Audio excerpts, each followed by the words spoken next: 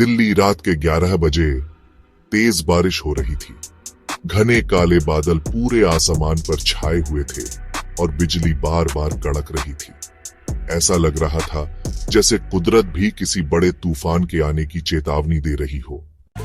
शहर भले ही सो रहा था, लेकिन रावण मैंशन पूरी तरह जाग रहा था। ये सिर्फ एक महल नहीं था, बल्कि एक किला था जहां ताकत और डर का साम्राज्य चलता था। इस महल का मालिक था विराज रावण, जिसे दुनिया असुर के नाम से जानती थी। 6 फुट 2 इंच लंबा, गहरी नीली आंखें, सख्त और परफेक्ट शेप में ढली हुई बॉडी और चेहरे पर ऐसा एक्सप्रेशन जो किसी की भी हिम्मत तोड़ने के लिए काफी था। उसकी मौजूदगी ही इतनी भारी थी कि कोई भी उसके सामने आने से पहले 2 बार सोचता था।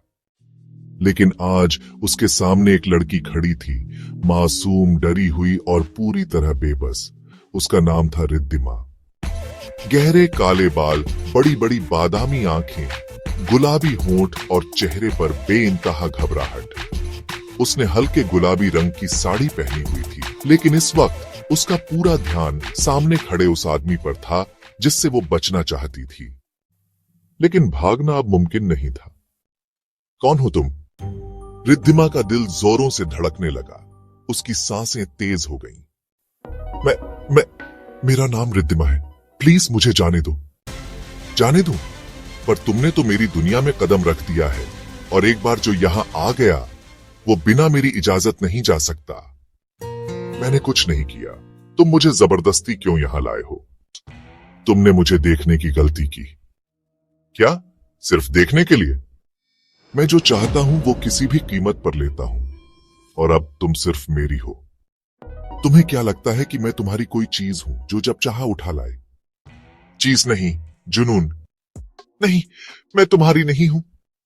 अगर तुम मेरी नहीं हो तो फिर ये क्या है? ये क्या है? तुम्हारी शादी के कागज। अब तुम मेरी पत्नी हो रिद्धिमा। नहीं, ये झूठ है। सच और झूठ की परवाह सिर्फ आम लोग करते हैं रिद्धिमा। असुर सिर्फ अपनी मर्जी से खेलते हैं, और अब तुम मेरी बंदिनी हो। रिद्धिमा की जिंदगी एक झटके में बदल चुकी थी।